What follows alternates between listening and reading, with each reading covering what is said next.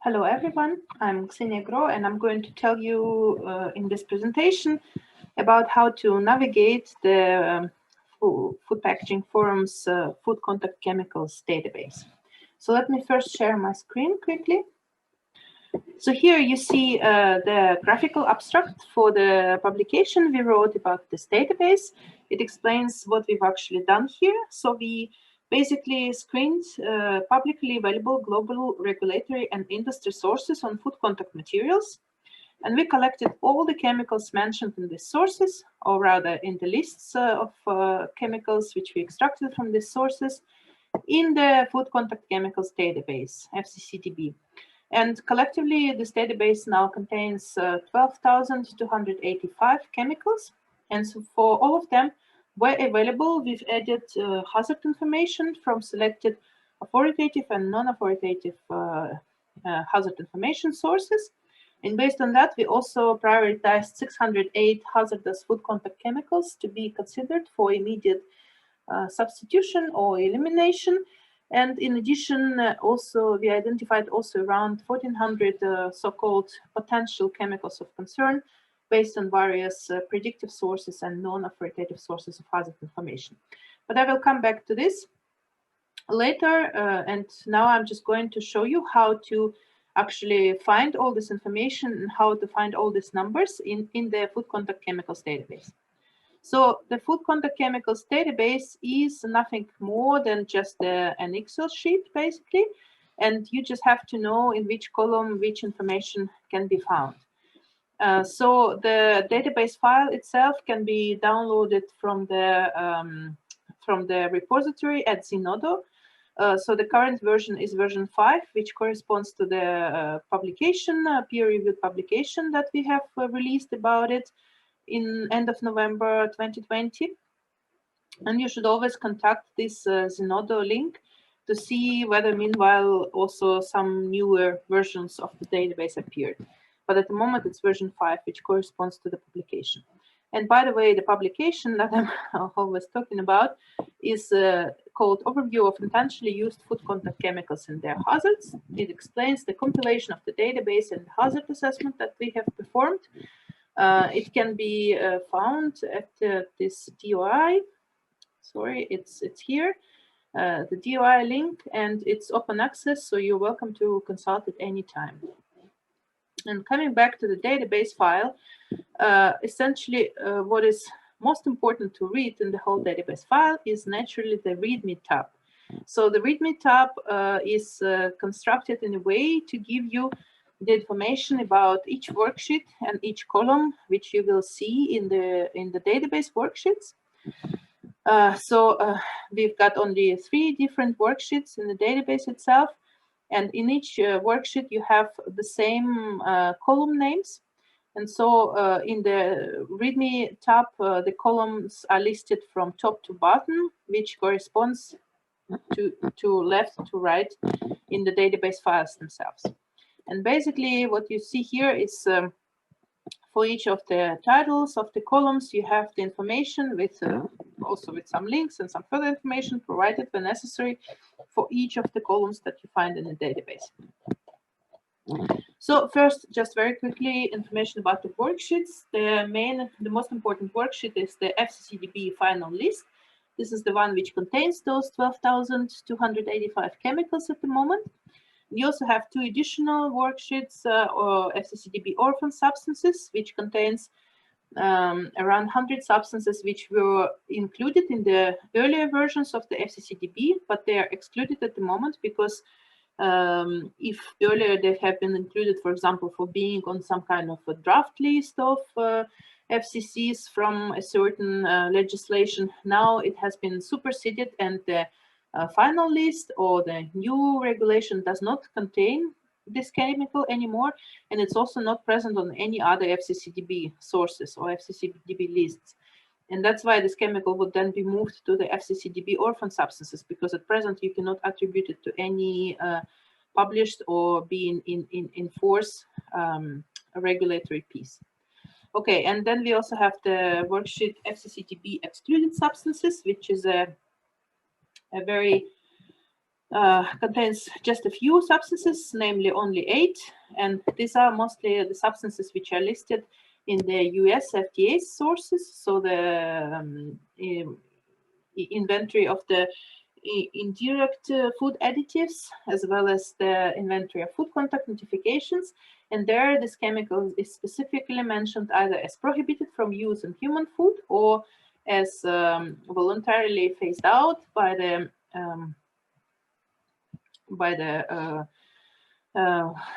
manufacturers. And this chemical is also not listed in any other FCCdb sources at the moment. Therefore, it was moved on the excluded substances list because we assumed it is not used in food contact anymore anywhere in the world. And it is important to realize that several more substances which are actually listed as prohibited for use in human food by the US FDA sources are also currently mentioned by some others non-US sources, for example, European or Japanese, and therefore these kind of substances are still kept in the FCCdb final list because we cannot be certain that they are not used anywhere in the world. Okay, so now coming back to the database itself, we will just shortly discuss all the columns which you can find here. Again, all information about them can also be found in the Readme tab, but I will try to shortly explain it just in my own words. The first column gives you this CAS validity and basically says if the CAS number is valid, is a valid CAS number, or if it is this so-called CF-SAN ID. And CF-SAN ID stands for an ID which was assigned by the US FDA's Center for Food Safety and Applied Nutrition when they evaluated some food contact relevant substances for which there was no CAS number. And essentially, we have not included any other IDs in the FCCdb apart from the CAS and CF-SAN ID. And the reason we actually included CF-SAN ID was because it covered around 600 substances, so it is a rather big source. And what is also important to realize that none of the hazard information sources that we have used to assign hazard information to the FCCdb chemicals, none of them actually allows searching by CF-SAN IDs. So these chemicals naturally are listed as not having any hazard information in our database, at least no easily accessible, publicly available information. That's how it should be understood.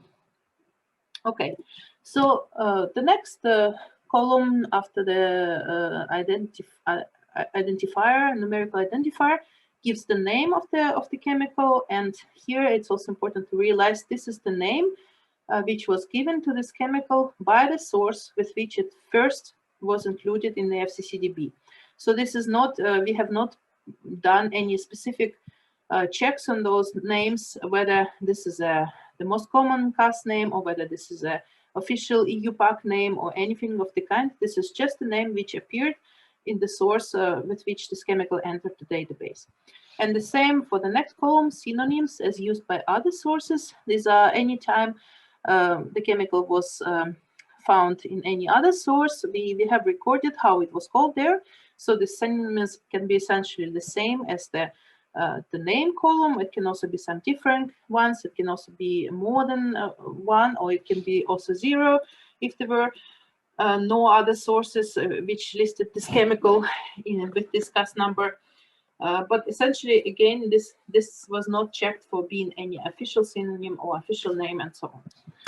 Okay, so the next two columns, the columns E and F, the column E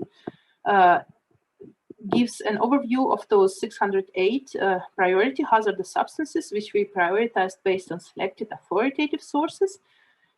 So essentially, you would have 608 chemicals here which have a yes, so they are a priority hazardous substance. And you also have an explanation based on which criterion this substance was added to this prioritized substances list. And these abbreviations are explained in the README file. And I will also come back to explaining them later when we discuss the hazard information. The column F gives the list of substances of potential concern identified based on selected non-authoritative sources. Essentially, this contains 1,798 substances which are marked as yes. So the whole list contains this around 1,800 substances. But it is important to realize that some of those substances are included on both the prioritized substances list and list of substances of potential concern. The reason for this would be that they were identified by criteria which were justifying their placement on both lists. So it can be happening, for example, that the substance has been already prioritized based on certain human health property, and it is also recognized as a putative EDC by some other source. Then it will be coming together on both lists. And from the 1800 substances of potential concern, actually around 400 substances are already included on the priority hazardous lists, on the priority hazardous substances lists, which means that only around 1,400 substances more are really additional substances of potential concern, which we have identified here. And this is actually also shown in the publication itself. So if you look here in the figure 2, you will not the figure 2, actually the figure 3. You see here, this is the prioritized substances, prioritized hazardous substances, so the list of 608. And this here is the list of those 1,798 substances of potential concern. And of them, 387 are overlapping, and 1,411 substances are additional substances of concern, of potential concern, identified based on selected non-authoritative sources. Yes, and the next columns here, columns which are named from S01 to actually S67, is the essence of the database in terms of the lists which were included in that database. Basically, each of these columns corresponds to a particular list from a particular source which have been included in the database.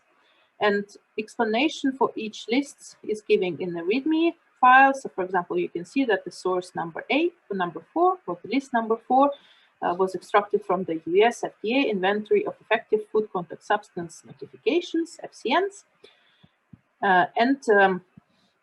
Or, for example, that source number 27 is extracted from the Swiss list for packaging needs, and so on. What is also information provided in the README about the sources is, apart from the source itself, where you can find it, on which link, and so on, it also gives you an overview of, for example, how many entries, so how many unique CAS or CAS-like identifiers were included in the FCCdb from this list, how many of those entries are unique to this source, that means not listed by any other of those 67 sources. And you can also see here for which FCM type, in terms of inclusion on global inventories, this list is providing information for. So, for example, the Chinese list for food contact plastics is relevant for plastics, food contact plastics, while, for example, US FDA food contact notifications are referring to many different FCM types. So here it would be then listed as various assigned based on the details given in those descriptions. We will come back again to those global inventories, but for now, after you see this listing of the 67 sources, and by the way, you can also look in each of the mentionings of the substance in the database, and sometimes it just says, for example, that it was found in a certain source. So it just gives you a name of the source. For example, this substance here is found in Mercosur list from 2015 for the food contact cellulosic materials for hot cooking and filtration. GMC is 4115. More information you can find in the README. While, for example, for things like, for example, German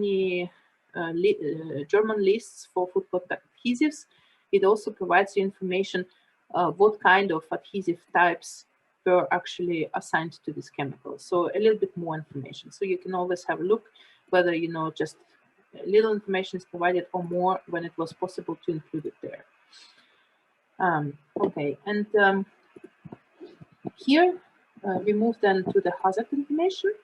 And hazard information, the sequence of appearance of hazard information corresponds roughly to the way those sources are evaluated and described also in the publication.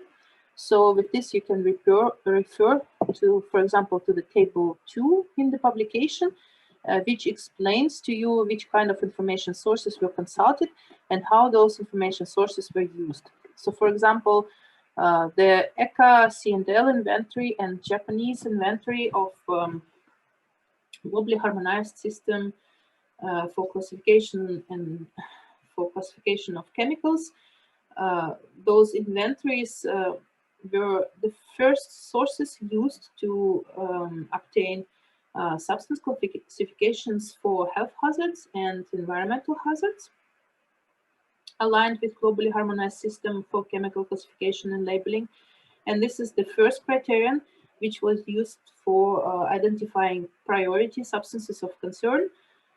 This is criterion 1, prioritized for the highest level of the human health or environmental hazard.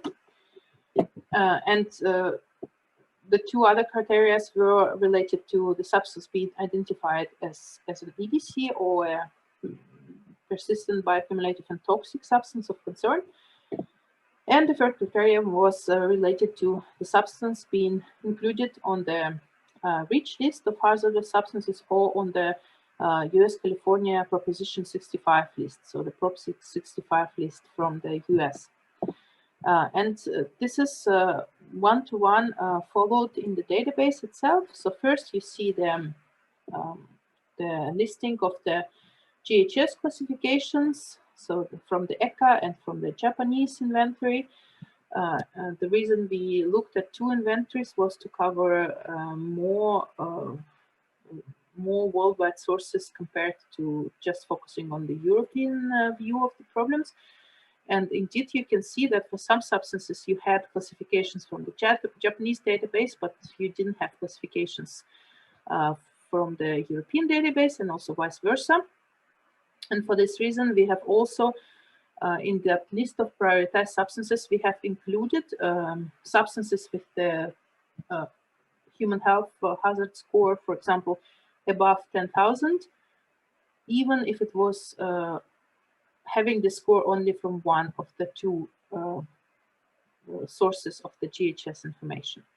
Because we have figured that it could be that it's just in some part of the world the substance is not yet evaluated or is not used and so on. So you have to rely on more than one source of these classifications. And just shortly to explain about those numerical scores, it always brings questions with it.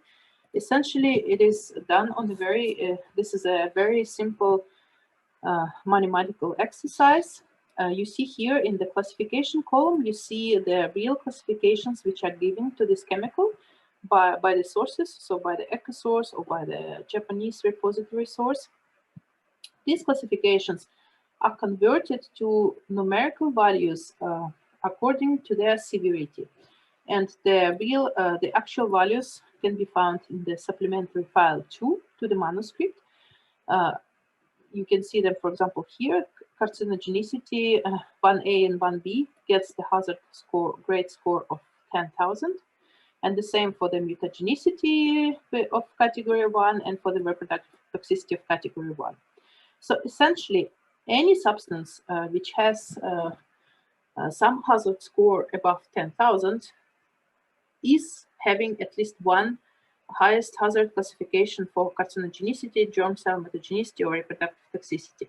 So any some hazard score above 10,000 would correspond to the CMR substance. And this is just used to quickly identify those substances in a big list of classifications which you have.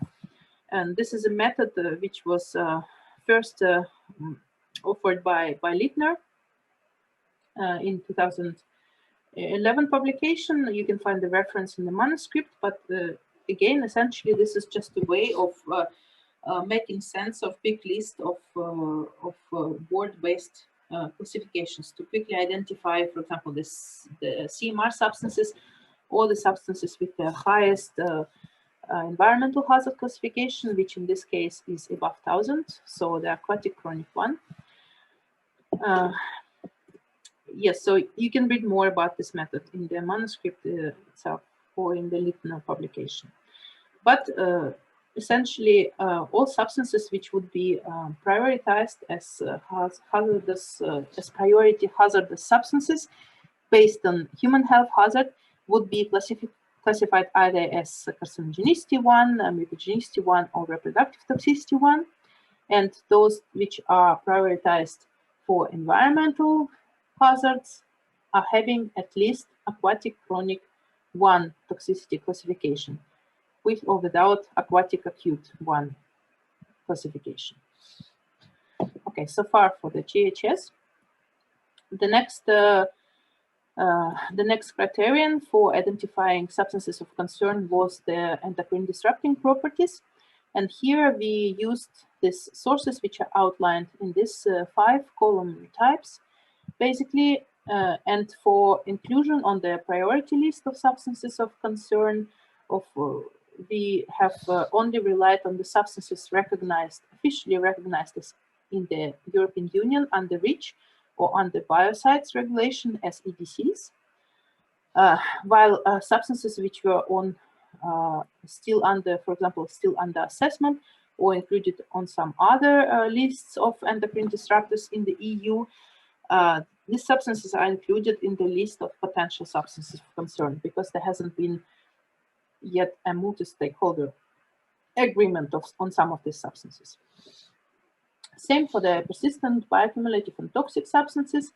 We have included substances officially recognized in the EU as such, and also in the US. And also, in addition, we included the persistent organic pollutants recognized under the Stockholm Convention. So these substances were added to the priority list of 608 hazardous substances, while other substances, the ones which are, for example, currently under assessment in the EU for their PBT properties, they were added to the list of substances of potential concern. Okay, so next here in the columns CN to CR, we are coming to the regulatory lists of hazardous substances which were considered in our database. So we have the REACH SVHC list, REACH authorization list, and the restriction list as well. So substances which are on these lists were added to the a list of 608 hazardous substances, the same for the substances on the California Proposition 65 list. You can see here some more information about for which property the substance was, for example, added on a particular list. Same, for example, for the California Proposition 65 list and so on. Okay, so with this, we are finishing the listing of the sources of hazardous information which contributed to prioritization of the, let's say, known or recognized substances of concern. And here in the next 4 columns, you have a listing of 3 additional sources of authoritative hazard information, also the information which we consider authoritative, but the one which we did not use for prioritizing hazardous substances. Why? Because the information on this list is sometimes added in different formats, or the substance is still under evaluation, as for example on the CORAP list, or it just so the last source here was not so much about hazards, but about recognizing non-hazardous substances. But we thought for us it was also important to know for which substances we actually have information, whether they are hazardous or not hazardous, but a reliable information about their hazards. And so this EPA's safer chemical ingredients list actually highlighted several hundred substances for which there is a clear and confirmed information that the substances are actually not hazardous and can be used in certain applications safely. Okay, and this source, I just want to say a few words about this EFSA's Open Food Talks database. We have included it in our FCCdb database to give an account of which of the substances on our priority lists or which of the hazardous substances have actually undergone evaluation by the European Food Safety Authority and which substances have not yet been looked at by this authority. And it is important to realize that the EFSA's Open Food Tox database provides information for any chemical which has been evaluated by EFSA since its inception with regard to any kind of use in food. So it's not only food contact chemicals, it's broader, it's any chemicals used in food. But you can see here, for example, that from the hazardous substances which are included on our list of 608 priority hazardous substances of concern, less than 25% were actually evaluated in any kind by EFSA. So there is a clear gap in official assessment and official provision of official public information about the hazards and risks associated with these substances. We are now starting to discuss the non-authoritative information sources. These sources these sources compile different types of information, including information from in silico modeling and also from some, for example, agency assessments of particular substances of concern which are not yet receiving an official assessment on the, for example, on the European Union or US-wide level, and also the sources of information coming from the academic studies. So the first database here is the Danish EPA's list of predicted GHS aligned classifications for human health or environmental hazards. These classifications were suggested by the Danish EPA for around 50,000 substances based on their assessment through a set of in silico models, which give indication of whether the substance might possess carcinogenic, mutagenic, reprotoxic reproduction properties or any other GHS aligned hazard properties, and also for the environment, acute, aquatic acute or aquatic chronic toxicity. And you can see here, it's important to realize that based on the in silico assessment only, the highest category of carcinogenic, mutagenic, or reprotoxic hazards is not being assigned. So you would only get reprotoxic 2 or mutagenic 2 or carcinogenic 2 as the highest classification assigned based on in silico modeling. Therefore, to our list of potential substances of concern, we have added all substances which had reprotoxic 2, mutagenic 2, or carcinogenic 2 classification, in addition to the aquatic chronic toxicity 1. Why aquatic chronic toxicity would be added, would be receiving category 1, but the CMR substances would not be receiving category 1 is actually not, I cannot explain this at the moment, but this is just the way this database is constructed. And so we figured out that we should take the highest suspected concern for the CMR properties nonetheless. Next source included among those non-authoritative hazard information sources is another in silico-based study. It was performed by the Van Bossut et al. Described in their publications of 2017-2018. The full reference you can find in the Readme tab. This publication identified around 100 substances of genotoxic concern, and it has also assigned them to substance of very high priority for genotoxic properties and just a genotoxic of concern. So this is another way to identify those genotoxic, so particularly warring substances based on in silico modeling. And you can see that this list actually provides information for additional substances compared to the Danish EPA list, because some of the substances on the Van Bossut list have never been evaluated by the Danish in silico study. The next column provides information about the substances recognized as EDCs on the TEDx list. TEDx list identifies all substances which were published as having potential endocrine disrupting properties in any academic publications. This list is currently discontinued, but its a snapshot from, I believe, 2018 is provided in the source here. The next columns talk about PMT, VPVM substances, so persistent, mobile, and toxic, and very persistent, very mobile substances.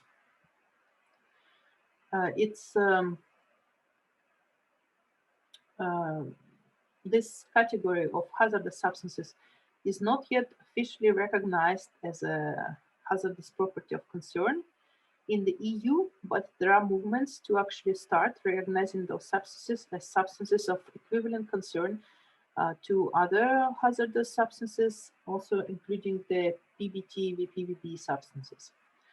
And therefore, we thought it is important to include mentioning of those substances, and they are identified here based on the study performed by the UBA, which is a German environmental protection agency, and the UBA itself has actually categorized their assessments as high quality, medium quality, or low quality, based basically on the data availability.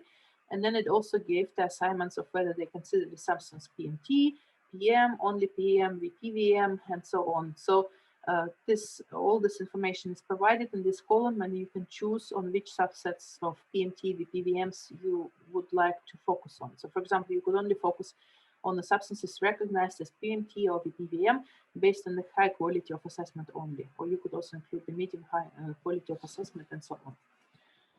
The next two columns provide information extracted from the Synlist. Synlist is the substituted now list maintained by the NGO International Chemical Secretariat, ChemSec. This is a very well-recognized list identifying potential substances which might be later included on the list of substances of very high concern under REACH. So this column here provides information whether the substance is recognized on the Synlist and for which kind of property it is being added to the Synlist. For example, this substance is recognized as persistent, mobile, and toxic. This is not yet a criterion for adding to the SVHC list, but it might become such a criterion later. And so Synlist essentially gives a preview of the next subset of substances which might come under regulatory attention, particularly in the EU.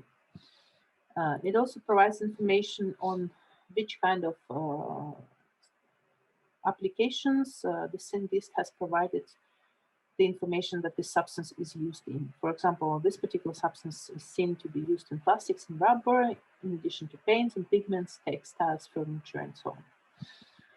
The next database here is the Toxval database of the US EPA.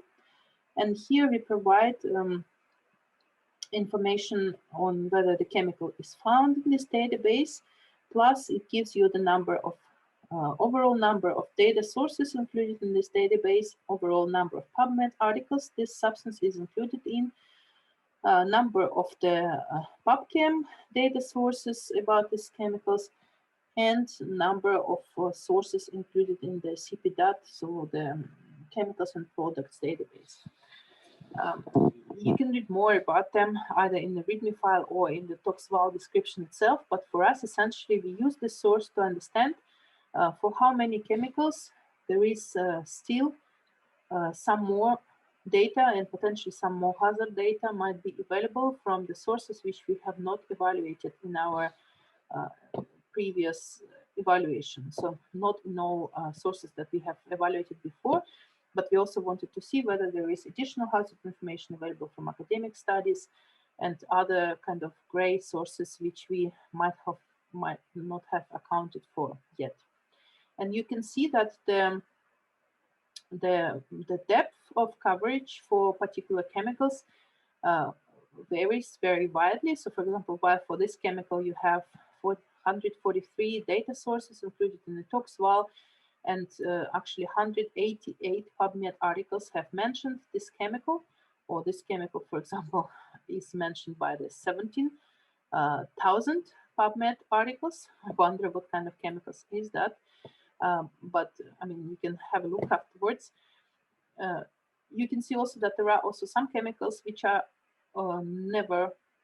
which have never been evaluated by the academic studies, or some chemicals which had received relatively small amount of attention from the academic studies.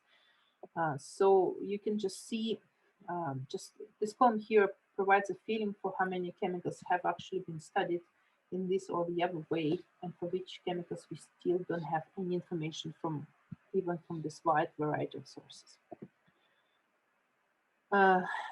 The next few columns give information about largely not food contact focused use of this chemical, but about the commercial use of this chemical. So for example, the first two columns provide information whether the chemical is registered or not under REACH in the EU. And the reason we have here two different columns is because this source in the column DE is actually around 6 months earlier than the next source, than the release of the next source. And why we kept the earlier source is that you can see here that it has provided in many cases much more differentiated view on the tonnages, on the annual tonnages of the substance compared to what is now used in the most recent source. It just gives you information whether it is produced at more or less than 100 tons per annum. So just a little bit more information from the earlier source, and we decided to keep it in. The ECA's plastic state additives list gives information on around 400 substances which are used in plastics, and particularly as additives. So you can see here whether it would be more information could be found in that ECA's database. The next column here refers to the CPPDB. This is a database released by the Food Packaging Forum earlier. It is focused specifically on the chemicals associated with plastic packaging, including both food and non-food plastic packaging. So the correspondence with the FCCdB is cannot be expected to be one-to-one. It was also based on quite different type of sources, for example, things like book references and so on. While here for the FCCdB, we include only the known industry inventories and government sources. But you can still extract information regarding whether the substance has been included as particularly associated with plastic packaging, and whether it was on the list B, which means possibly associated, on the list A, which is likely associated with plastic packaging. This column here gives information whether substance is included on the TSCA inventory in the US. So this is a Toxic Substances Control Act inventory, which actually lists around 60,000 substances with regard to their being actively used in the commerce in the US. And the last column in this group of sources deals with the New Zealand's list of chemicals. And again, it tells you whether the chemical is used commercially in the Pacific world part. Okay, so we are coming to the last part of the FCCdB. This gives you information on whether the substance is included in global inventory for a particular FCM type. And here you can see that we have identified 16 global inventories, and some of them include several types of FCMs. So we decided to group them together due to make the presentation easier, and also because the substances did not contain particularly many chemicals. For example, this cork and wood, which is coming together, and also the inorganic inventory is coming together and covers essentially glass, ceramics, and metals.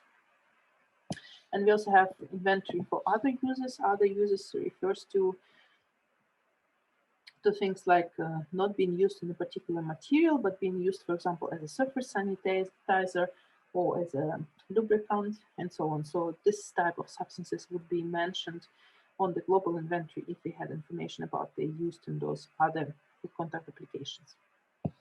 And the last column in the FCCdb is giving the number of global FCM inventories where the substance is included. So you can see that you can have substances which are included only on one, which look like they're used in only one FCM type. So for example, for this particular substance, it's used only in printing inks, or we have information on the potential use only in printing inks, while the substance above it also has information for it being used in adhesives, paperboard, coatings, and plastics, in addition to printing inks. You might also have substances which are not included on any of the 16 global FCM inventories.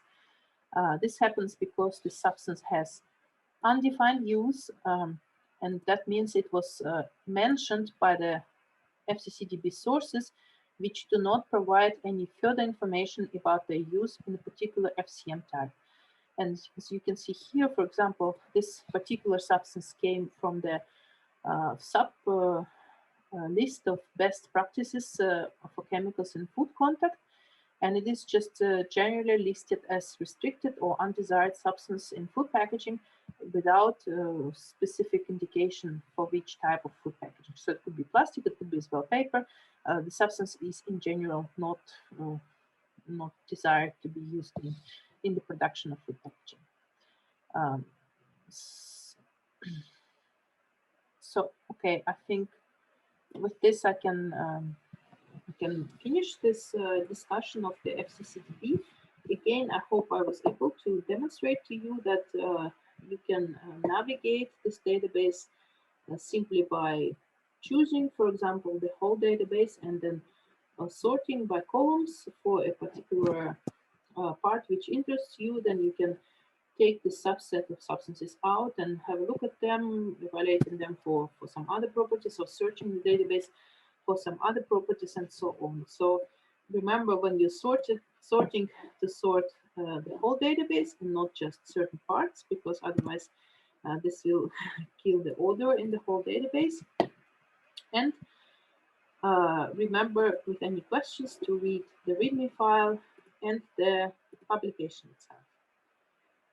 With this, I thank you for your attention, and I wish you a nice day.